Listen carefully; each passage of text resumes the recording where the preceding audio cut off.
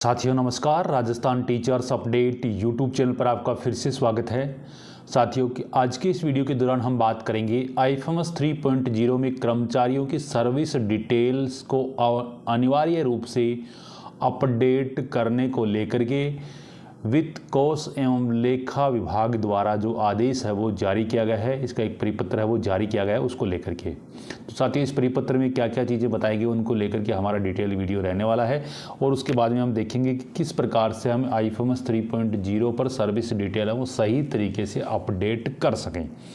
तो साथियों यहाँ पर हम देख पा रहे हैं कि IFMS 3.0 पर सर्विस डिटेल है उसको अनिवार्य रूप से अपडेट करने को लेकर परिपत्र जो जारी किया गया है उसमें बताया गया है कि राज्य सरकार द्वारा एकीकृत वित्तीय प्रबंधन प्रणाली यानी IFMS 3.0 के अंतर्गत पारदर्शिता, सुगमता, शुद्धता स्थापित करने के उद्देश्य से राज्य सरकार के विभागों, PD खाता संचालकों के अधीन कार्यरत कर्मचारियों के वेतन, पेंशन व अन्य भुगतानों की प्रक्रियाएं संचालित की जा रही हैं। IFMS 3.0 में कर्मचारियों की सर्विस काडर के आधार पर विभिन्न सिस्टम वैलिडेशन लागू किए गए हैं, जिनमें सर्विस कैटेगरी, सब सर्विस कैटेगरी, सर्विस काडर के अनुसार डेजिग्नेशन जैसे महत्वपूर्ण फील्ड सम्मिलित हैं। इन फील्ड्स के सही रूप से भरे जाने पर कर्मचारी का पेरेंट डिपार्टमेंट, सेवानिवृत्ति की तिथि, पे लेवल आदि विवरण स्वतः प्रदर्शित होते हैं। वेतन भत्तों व अन्य देयकों का नियमन सिस्टम डिफाइंड नियमों के अनुसार है वो किया जाता है। वर्तमान में पे मैनेजर या प्री पे मैनेजर से माइग्रेट किए गए डेटा में बड़ी संख्या में त्रुटियां हैं, यानी जो पे मैनेजर और IFMS 3. प्री पे मैनेजर हैं उनसे जो डाटा IFMS 3.0 पर आए हैं उनमें बड़ी संख्या में गलतियां हैं। में कर्मचारियों की सर्विस डिटेल से संबंधित फील्ड या तो रिक्त है या त्रुटिपूर्ण रूप से भरे हुए हैं।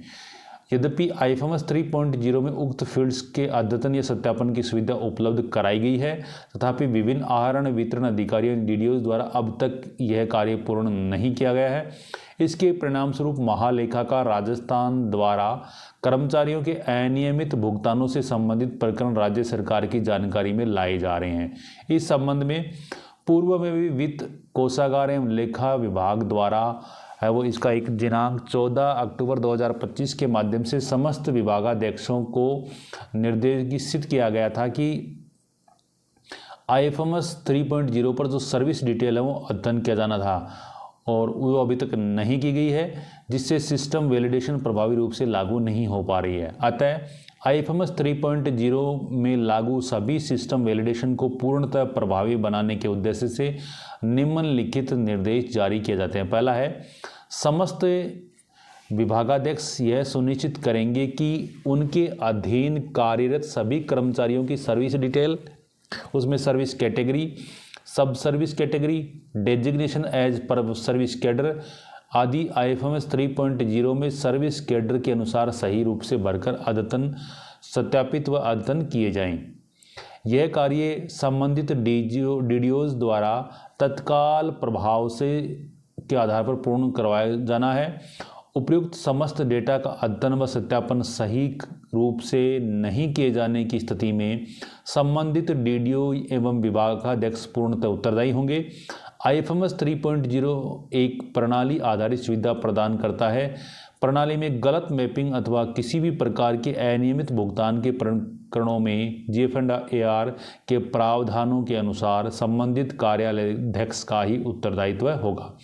जिन कार्मिकों का डेटा अपडेट नहीं होगा उनका मार्च 2026 यानी 1 अप्रैल को जो वेतन आहरण होने वाला है उसका वेतन बिल नहीं बनाया जा सकेगा, जिसके लिए आहरण वेतन अधिकारी ही उत्तरदायी होंगे। यानी कि जो फरवरी जो चल रहा है उसके बाद में जो मार्च आएगा, मार्च की जो सैलरी है वो ये सर्विस डिटेल अपडेट होने पर ही बन पाएगी।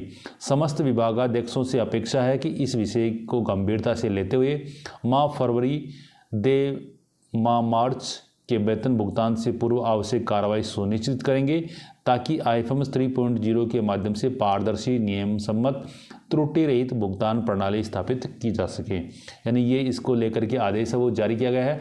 अब है इसको ऑनलाइन किस प्रकार से हम अपडेट कर सकते हैं सही तरीके से, तो उसका के लिए आपको दूसरा वीडियो है वो मिलेगा, उस वीडियो के अनुसार आप इसको अपडेट कर सकते हैं। धन्यवाद साथियों, जय हिंद, जय भारत।